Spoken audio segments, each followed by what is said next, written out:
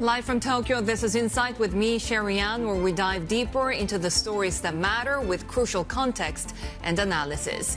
Chinese tech stocks fly in Hong Kong, rebounding from a sell-off, gains being driven by the optimism around China's AI progress and hopes that a government crackdown on tech has ended. It was a contrasting picture on Wall Street, where the Magnificent Seven tech stocks entered correction and sentiment was hit further by a disappointing reading on U.S. consumer confidence.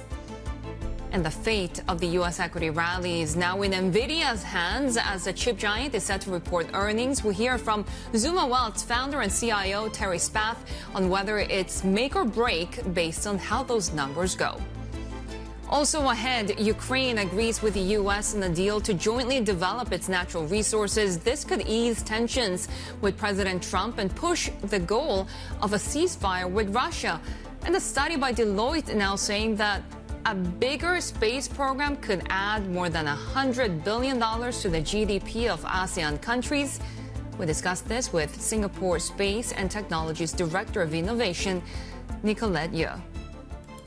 But first, we take you to Hong Kong, where we're awaiting the Financial Secretary Paul Chan. He will be unveiling the budget, a blueprint to reduce the city's deficit. Of course, we do have economic headwinds for Hong Kong coming from the mainland China, coming also from U.S. trade tensions. Hong Kong's budget shortfall for the current fiscal year expected to reach 100 billion Hong Kong dollars. And you can see right there that we're now going to get more details from Financial Secretary Paul Chan on what the government's revenue streams might look like. They're exploring taxing high earners, legalizing basketball betting even, also investing in infrastructure projects and promoting tourism to boost the economy. So we'll bring you the latest as we get them. We've been watching the Chinese markets very closely, the Hang Seng Index, seeing some marginal gains and rebounding from that pressure that we saw in the previous session. Really, Asian equities trading in a tight range. As I mentioned, Hong Kong shares on watch, mainland China shares on watch as well. This, of course, as Avril Hong is following the latest from Singapore as well. Avril, what are you seeing? Yeah, Sherry, we're seeing how Chinese tech names today are forging ahead. They're looking past the selling pressure from earlier in the week. And I guess this is also a sense of US-China tech continuing to decouple. And what better way to illustrate this than by looking at the respective US-China AI darlings. If you look at how Alibaba has been performing versus Nvidia, indeed it has been outperforming the U.S. chip stock, that divergence looking pretty clear. And indeed, there is a sense that even past the DeepSeek theme, there is enough AI optimism among Chinese tech names to go around. You think about how Huawei is reportedly amping up its production of advanced AI chips reportedly.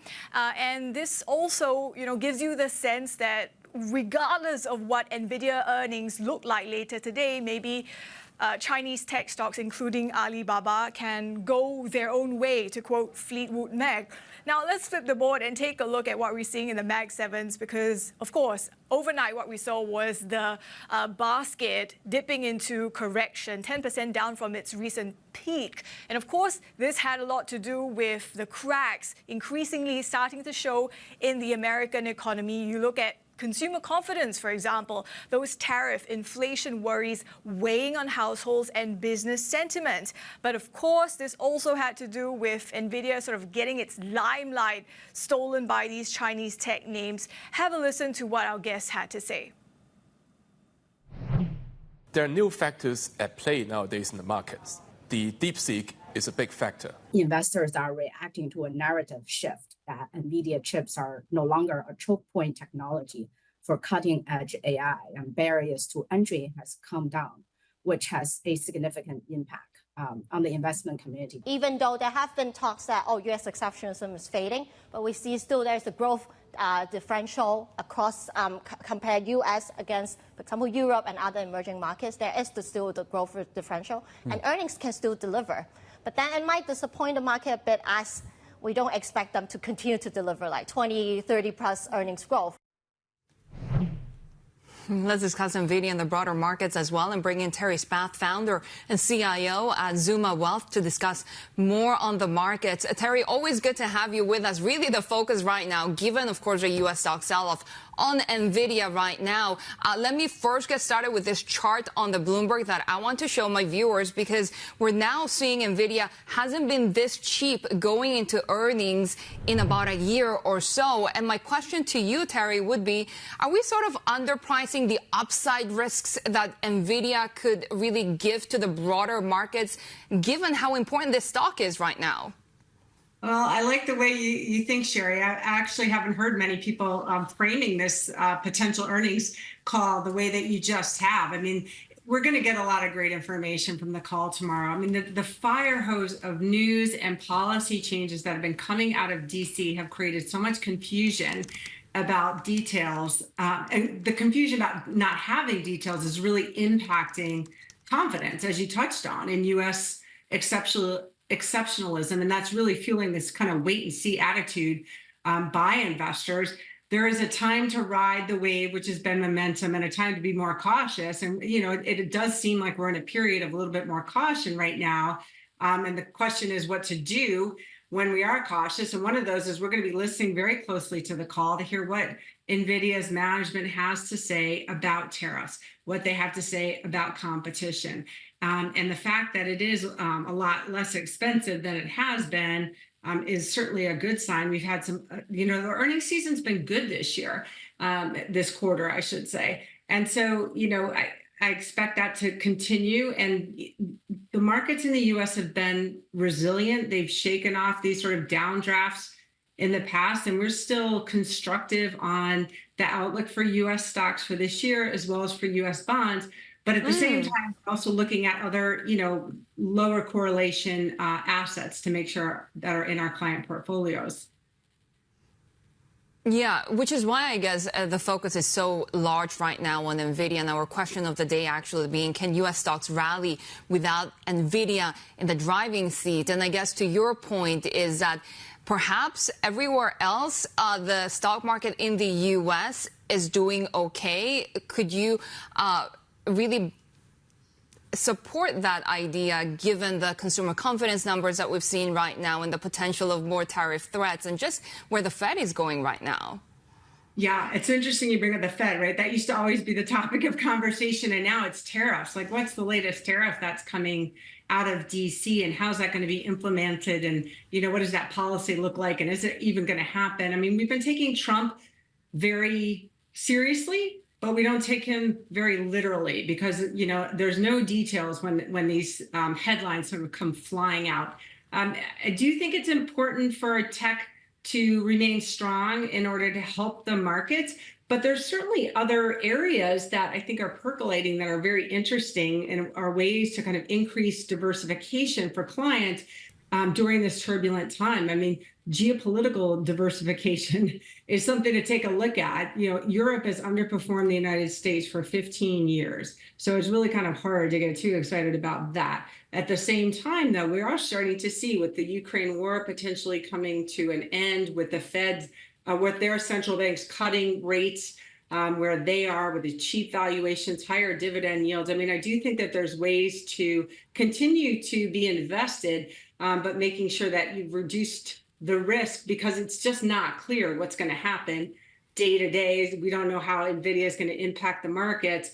So making sure that we have some other things in the portfolio has been something that's really been helping in this period of time.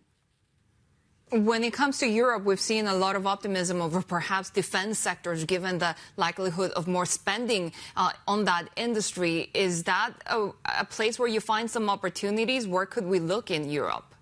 Yeah, I mean, it's interesting. For the very first time, we've actually been first time in a very long time, I should say, we've been putting money to work in sort of broad ETFs that represent European markets, Germany in particular. And again, it's to mitigate against this sort of wavering faith in American exceptionalism that I think makes sense right now. When you look, like you said, the confidence numbers aren't great. The tariff headlines are tough. So the defense spending, like you pointed out, is going to be increasing.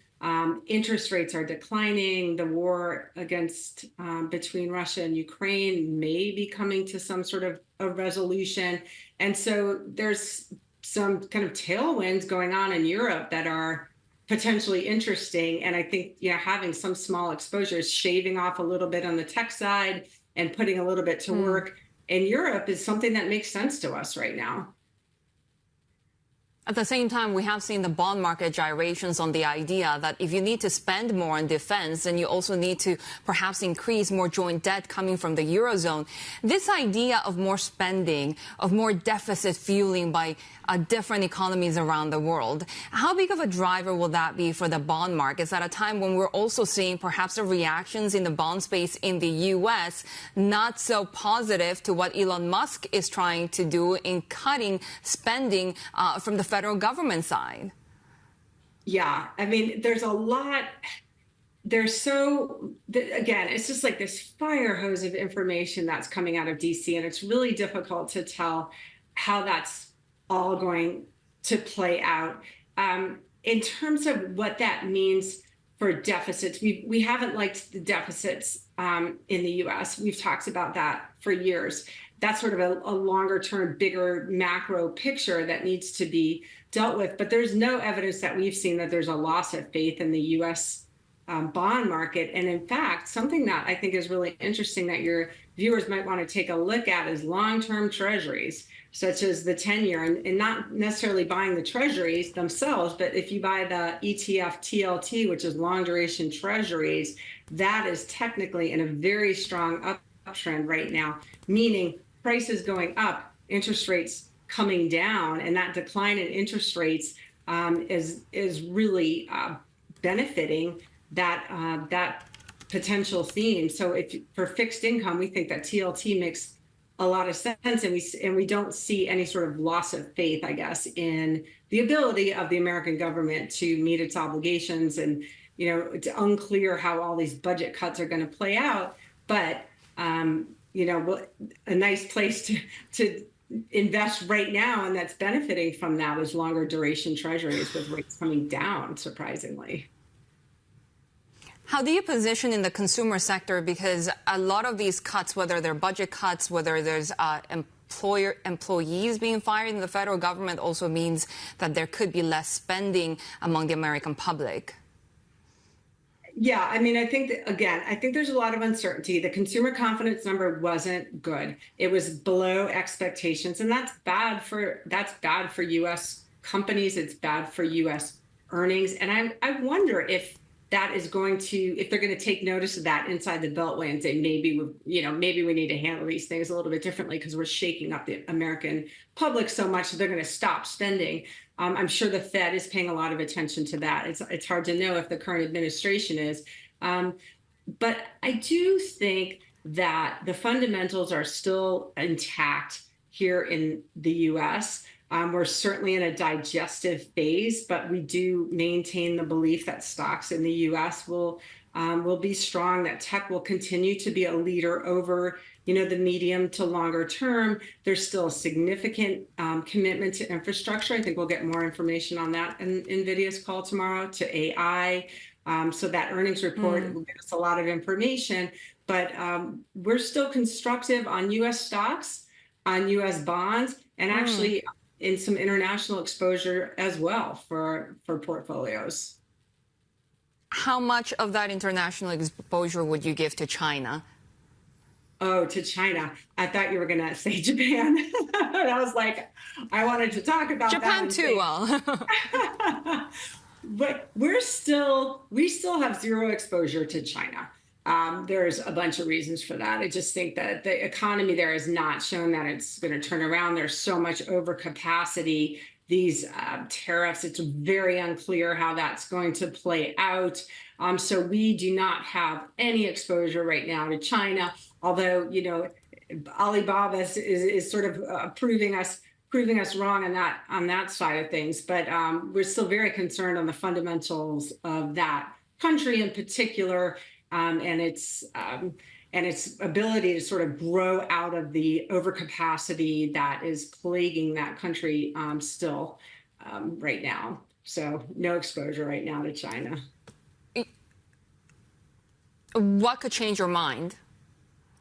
Well, that's a good question. I mean, I do think that some of these tariffs could boomerang and cause the opposite reaction than the Trump administration is looking for. And that, China is a very powerful, big country with lots of relationships around the world, with plenty of people that are interested in buying all of the things that they have to sell. And so to the extent that we see sort of a, I guess, boomerang effect or something that that kind of pushes more demand towards China as a result of these tariffs, is sort of a response, I suppose, to what's been coming out of DC. I think that potentially could help China significantly. So we're keeping a close eye on that. When we get headlines such as the DeepSeek kind of panic that rolled through the markets about a month ago, I think that causes us to, sharpen our pencil a little bit and make sure that we're clear on what we understand is going on in there. But so those are the kinds of things that we're watching, their relationships and trade with other countries away from the U.S., as well as sort of these strength in the tech side and ability to innovate at a cheaper, faster way than sometimes we see in the United States. So those are the risks to that sort of no China thesis that we're observing and keeping an eye on. So before we let you go, we have to turn to Japan since you mentioned it. Will a stronger Japanese yen be a problem, though? Oh, thank you. Yeah, thanks for bringing that up. Yeah, and it has been. I think it's a flight to quality play right now. That's this sort of interest in the yen and the strength that we're seeing. But we're really so pleased to see. It's been really fascinating to observe. In fact, the policies that have been undertaken in Japan and the outcomes that those have delivered, the green shoots of jobs and of incomes and of consumption, it's all been improving. It's 5-6% of the global market, and I think investors should at least have that sort of exposure because it's still inexpensive. And so, yes, the yen, a strong yen, if that were to continue, that would be a headwind. But there's so many tailwinds right now that we're very constructive on that country and continue to like it for our clients. Yeah, we're seeing a little bit of downside pressure for the yen, at least in today's session at that 149 level. Terry Spath, good to have you with us, founder and CIO at Zuma Wealth. We continue to monitor live pictures out of Hong Kong. Of course, we have the financial secretary speaking right now, giving us a few more details when it comes to the city's budget. And now we're hearing that Hong Kong is forecasting 2025 GDP growth of 2 to 3%. They're expecting underlying inflation forecasts of around 1.5%. We've been watching perhaps for measures on how they will try to reduce their deficit. Of course, we continue to see the headwinds from a slowing Chinese economy and, of course, rising trade tensions that we've been discussing. Right now, we're hearing that Hong Kong is forecasting a 2025 GDP growth of 2 to 3%. We'll continue to monitor the lines. You can see right there, Financial Secretary Paul Chan giving his address on the Hong Kong budget. But coming up on Insight, Ukraine agrees to a minerals deal with the U.S., helping pave the way for possible ceasefire deal with Russia. Details next. This is Bloomberg.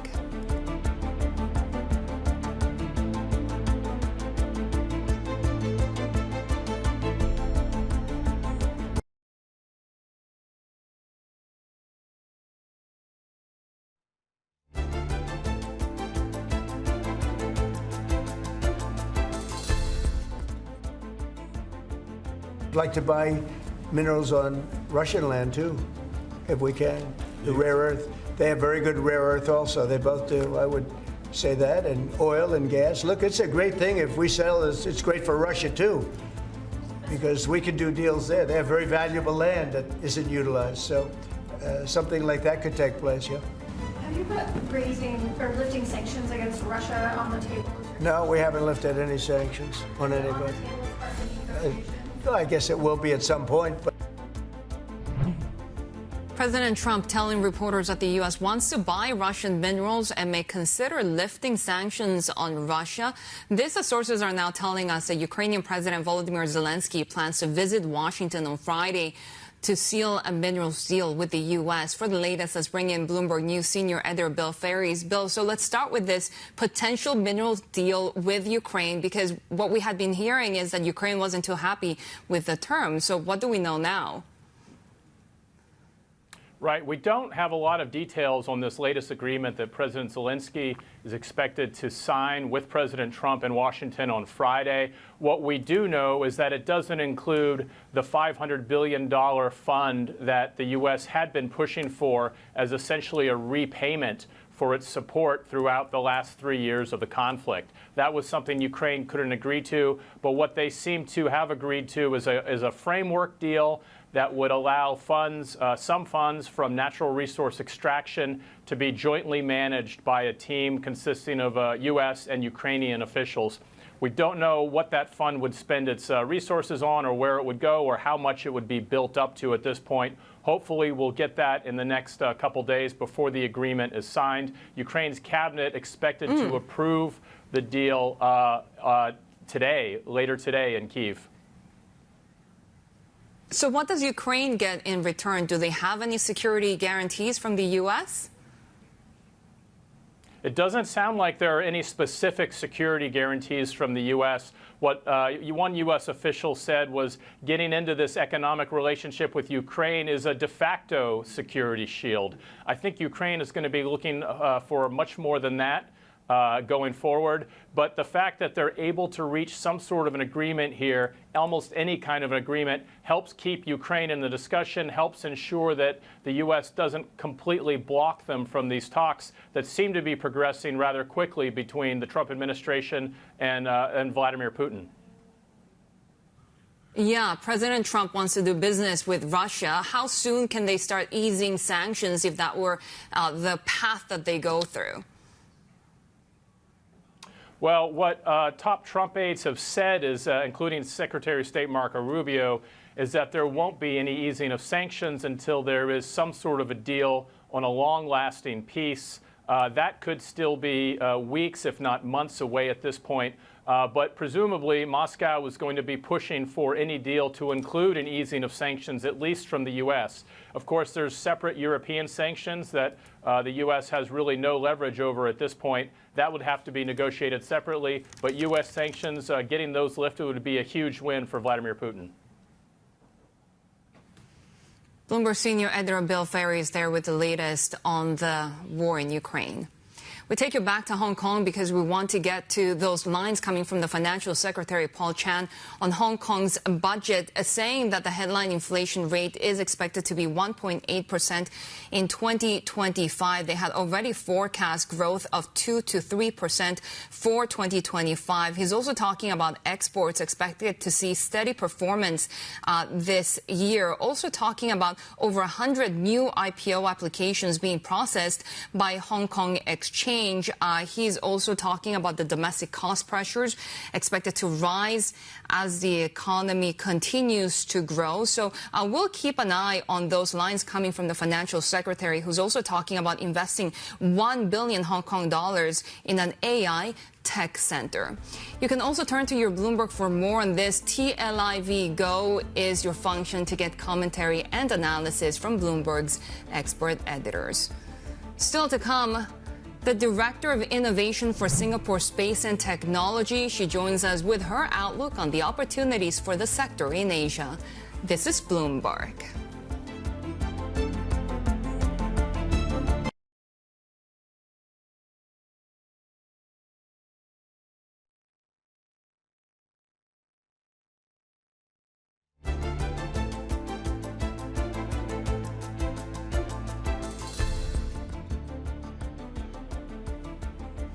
Welcome back. You're watching Insight. Thai assets in focus today ahead of a rate decision from the Bank of Thailand. Avril Hong is here to tell us more about this. And Avril, of course, we have seen the Thai baht seeing a little bit of strength in the past few months. What assets will you be watching ahead of this rate decision? Yeah, we're looking cross assets, but let's start with the stock market first. Today it's enjoying a bit of a rebound. But if you look at the performance so far this year, it's actually the world's worst performing and it's 10% down, 10% plus actually since the start of 2025, almost 20% if you look at the most recent peaks. Last year it was about the political uncertainty in the country, the slow recovery in tourism. This year it's about tariffs, it's about Trump policy uncertainty, so much so that if you look at what the stock exchange is trying to do, it looks like they are tightening curbs on short selling and even on some of these high-speed trades, right, to boost investor confidence or at least to try to flip the board. Let's rake through what we're seeing in FX. As you said, the Thai baht has been gaining ground the past couple of weeks, so not faring as badly, but maybe the dollar strength abating is not quite enough for the baht. You look at how it's still sort of underperforming today. This is against the backdrop of those expectations of what we get from the BOT. Majority of economists see it on hold, but if you look at the market implied policy rate in the 3 months ahead, it looks like they expect some form of easing. And this is, of course, given the voting patterns of the board, that's going to be something that we're watching very closely. If there are any dissenters, that could signal more dovish and we could see further declines in the Thai baht. Yeah, you talked about those economic pressures for the economy, right? So why are we expecting them to hold then? Because as you said, the expectation is for no change. Yeah, I think it's got to do with the policy space that the Bank of Thailand has been urging and kind of signaling that we need to be patient. There are these global uncertainties as well as potentially these financial stability risks that the BOT is very aware of. So it's been sticking to its guns and underscoring the need for policy space and resisting pressure to cut, including from the likes of the Prime Minister last week issuing a rare call directly for the BOT to start trimming rates, kind of following in the footsteps of her predecessor, Srettha Thavisin. And it's not just coming from the government, it's also coming from the IMF that has been urging or saying that, you know, they would welcome another cut from Thailand. So against this backdrop, as I say, we'll be watching very closely for the voting patterns on the BOT today.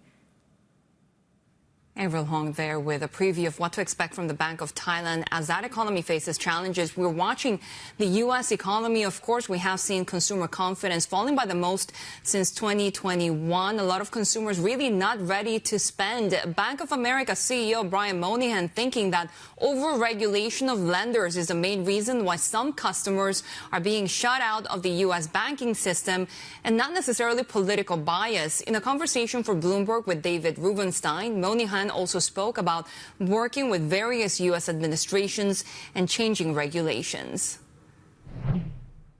There's a lot of burden upon the banking system to both report suspicious activity reports and do a lot of analysis. And we have to close accounts, and we can't tell people why we did it. And often we're told by authorities to close accounts. That creates confusion. Another area comes up in this discussion is in the crypto area where the regulator said you can't bank crypto operating companies, employees of crypto companies, et cetera. We are allowed to do, we bank everybody, but the operating company, they said that's a high-risk activity, ask us for authority, and guess what? You would have never gotten the authority. So that came up as an issue. So at the end of the day, it's about getting these regulations right. And I think it opens a dialogue about how to get these regulations correct. In the end of the day, we're open for everybody. We serve millions and millions of Americans, trillions of transactions a year, and we'll continue to do so. Okay, so when this administration was elected, there was a lot of, I would say, jubilation in the streets of the banking world. People thought that the banking regulation had been too tough under President Biden, and some people thought that regulation would be more amenable to banks. Has that turned out to be the case yet, or is it still too early to know? And is the banking community happy with the direction that the current administration is going, or you just don't know yet? Well, so you have to sort of step back and say, the regulation of banking has always been true since our charter, our oldest part of a bank was from 1784. So we've been regulated from that day forward. If you think about the great financial crisis and Dodd-Frank and a lot of capital rules and liquidity rules and all that stuff came in, there was a reason for the world writ large to be really not happy with banks. And non-banks that became banks, Goldman Sachs, Morgan Stanley, Merrill, et cetera. So you could understand that. When you go fast forward through the 15 years hence, plus you go through the pandemic and the banking system stands up and stabilizes the economy. You go through the regional banking crisis, the banking system steps up and stabilizes it, and they keep adding capital and liquidity. You're sort of saying, wait a second, we are a source of strength. And by the way, the American banking industry is really a source of strength. So the pendulum kept just swinging, even though the reason why it had swung had stopped. And so our industry was saying, wait a second, why are we have 20% more cash during the pandemic? The risk is the same. It's just by mathematical creep of calculations. Why are you saying we're going to limit your fees charged for a certain activity or deem an activity a loan when it wasn't a loan? And with hundreds of years of history saying an overdraft is not a loan, somebody just says, I want to make it a loan. And so this idea of the regulators sort of imposing new rules and regulations that Congress did not intend, actually, was kind of an interesting question. You can watch more of that interview on the David Rubenstein Show, peer-to-peer conversations airing March 12th in New York and 13th in Hong Kong. Right, let's talk a little bit more about Southeast Asia because a report from Singapore space and technology and accounting firm Deloitte shows the region could add $100 billion to economic growth by 2030 using Earth observation data gathered by satellites. Industries in Southeast Asia best positioned to take advantage include agriculture, mining, oil and gas, and electricity. The report also saying that the region's neutrality amid growing space rivalries is another plus, leaving Southeast Asia open for space friendshoring. The Global Space Technology Convention and Exhibition begins in Singapore today, putting the spotlight on how space is set to impact the global economy. This year's event brings some non-space industry sectors into the convention for the first time. We have Singapore Space and Technology's Director of Innovation, Nicolette Yeo. Nicolette, good to have you with us. So first of all, tell us a little bit about this paper that you just published and the opportunities for Southeast Asia when it comes to the space economy. Thank you so much for having me. I'm very happy to be dialing in right from the heart of the Global Space Technology Convention and Exhibition, the GSTCE. Maybe I'll start with the report first. So this is the first comprehensive report on the Southeast Asia space ecosystem.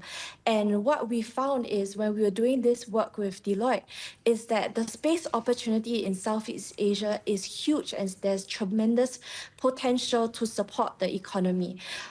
We estimate that there is going to be $100 billion that can contribute to the Southeast Asia GDP alone in 2023 to 2030. And what does that actually mean? If we take a step back, space is essentially a very powerful source of data. Satellites act as our eyes in the sky to take pictures of the Earth to tell us what's happening here on Earth. And that allows businesses to have more actionable insights, to be able to have better and more precise data, and to support smarter decision making.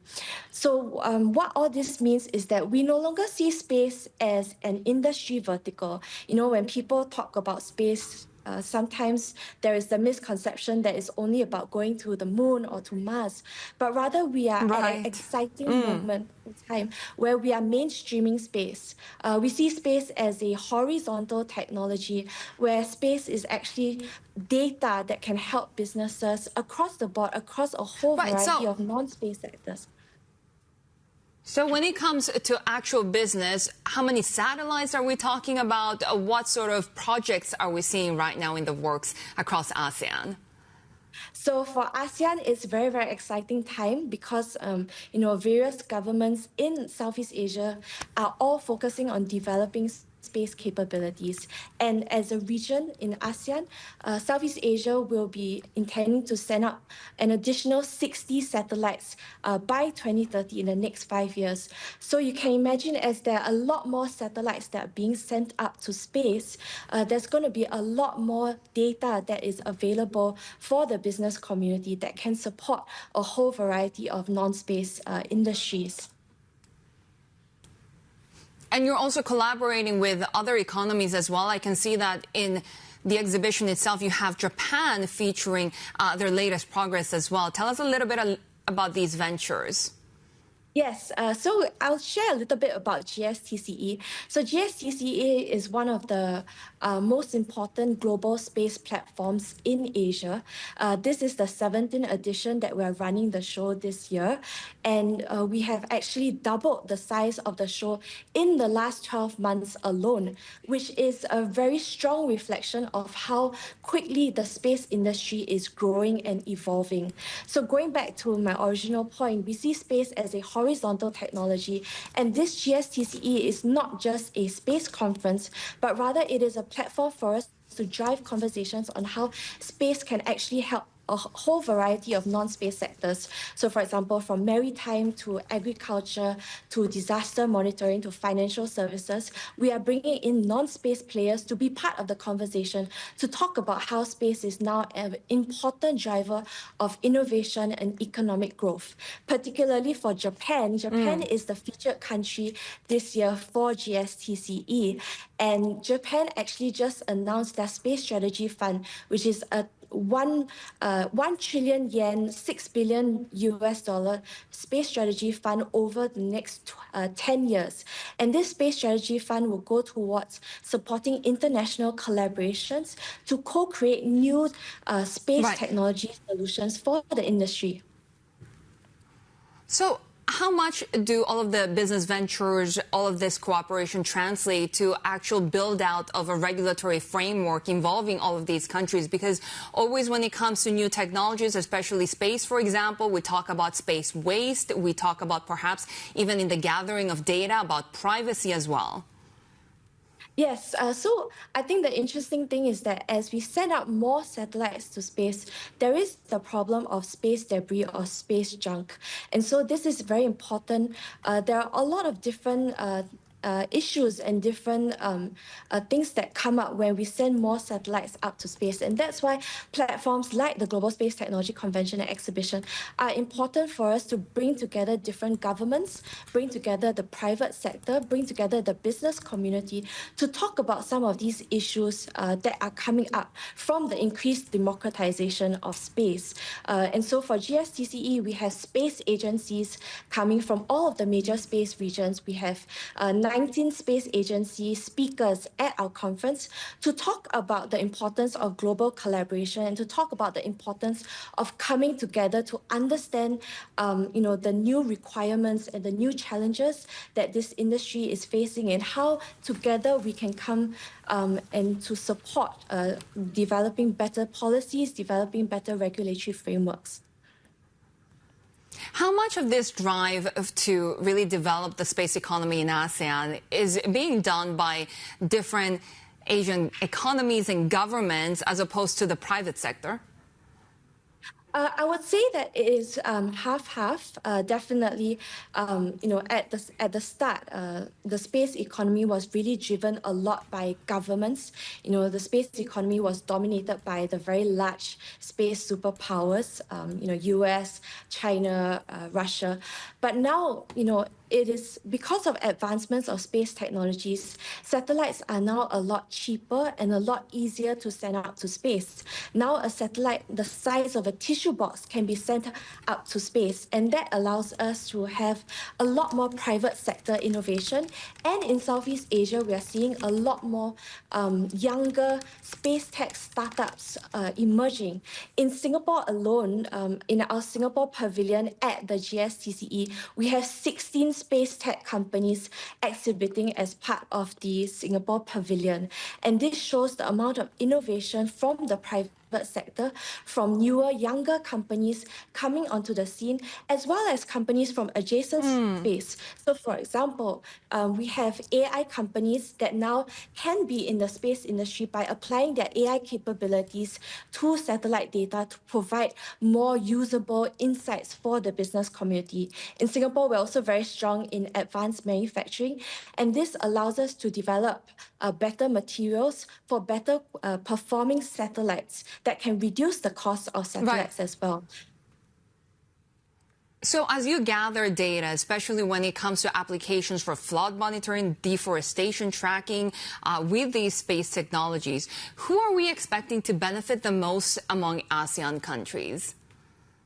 Definitely the private sector. So for ASEAN, we see that space technologies, if we see this as actionable insights, as data, it can be used by business community to actually help to improve operational efficiency and reduce costs. So take the example of Indonesia, for example. Indonesia is all about agriculture, and satellites are able to actually help to monitor monitor the growth of plants and be able to support farmers in making decisions about soil fertilizer and other inputs for agriculture to improve crop yield. So these are just examples of how these non-space sectors. Nicolette, really good to have you with us. Nicolette Yeoh of Singapore Space and Technology with the opening of that exhibition, of course. Coming up, Hong Kong Financial Secretary Paul Chan is unveiling his annual budget, saying that the city faces a challenging external environment amid ongoing trade tensions.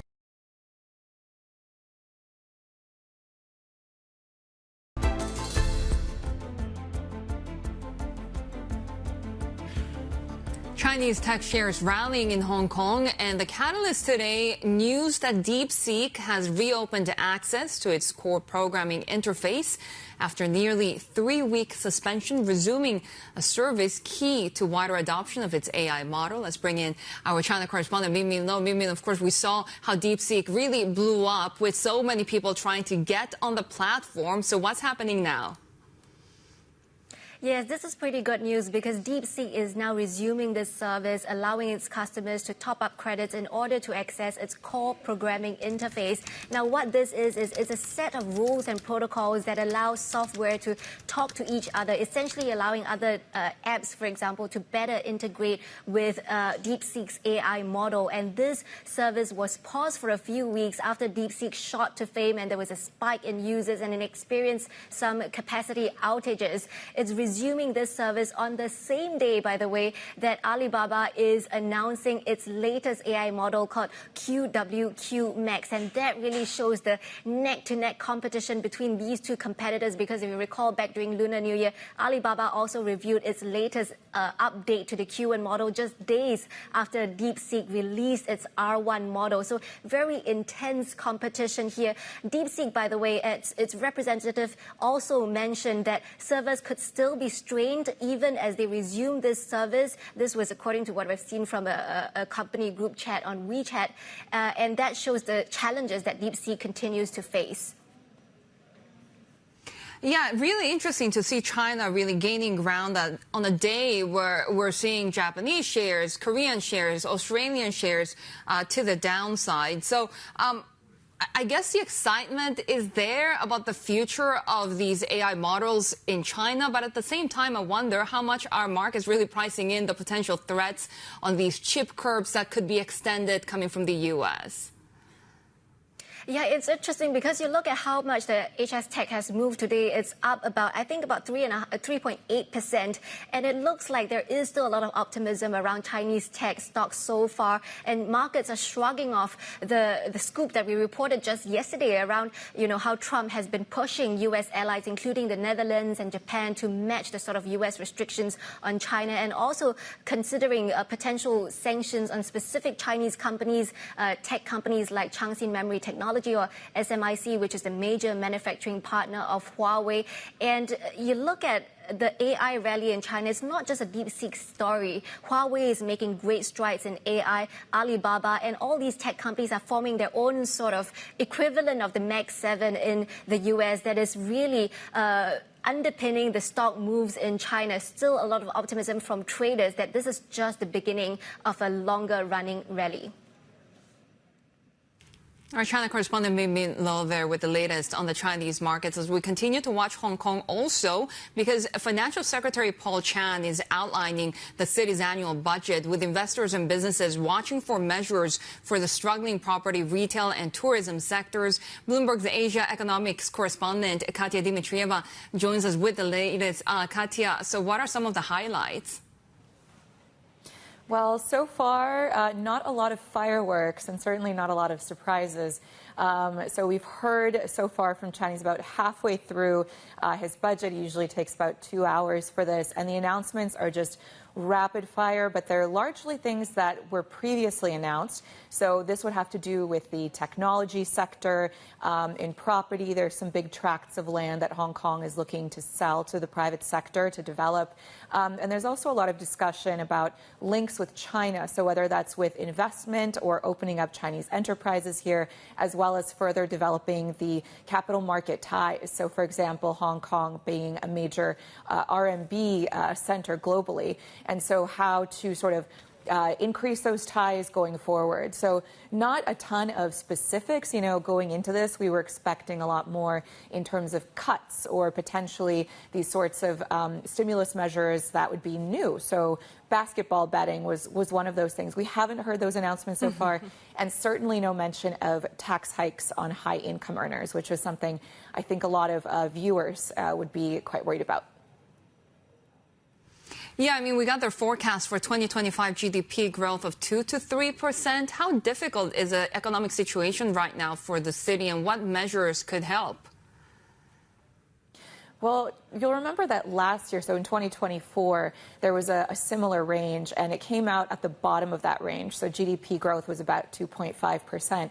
And it is getting harder, at least for 2025, really to do with China's economy, China's slowdown, and just how strong those links are. So far, Chan has also mentioned geopolitical tensions. He cited the U.S. specifically. He wasn't as vague as other leaders have been. He said that the U.S. protectionism policies are throwing a lot more into doubt. So it will be very difficult to reach that 2 to 3% target. We may end up sort of on the low end, according to economists. Bloomberg's Asia economics correspondent in Hong Kong, Katya Dimitrieva. As we continue to follow the latest lines from the Financial Secretary Paul Chan, you can actually go into TLIV Go to get commentary and analysis from Bloomberg's expert editors at a time when we're hearing that Hong Kong will be actually formulating a plan on gold market development. We're also hearing that they will unveil a new policy statement on virtual assets very soon. They also want to continue to increase liquidity of the offshore yuan. Of course, we have seen really the yuan pressured in recent days on the geopolitical tensions with President Trump, but at the same time, the PBOC and authorities in China trying to support the currency. We have plenty more coming up. Here's a look at our lineup for tomorrow. Deepwater Asset Management's Jim Munster joins us to talk about Nvidia's highly anticipated earnings and what's next for AI. Plus, we'll talk Indian markets with Franklin Templeton's India president. That's it for Insight. Horizons Middle East and Africa is next. This is Bloomberg.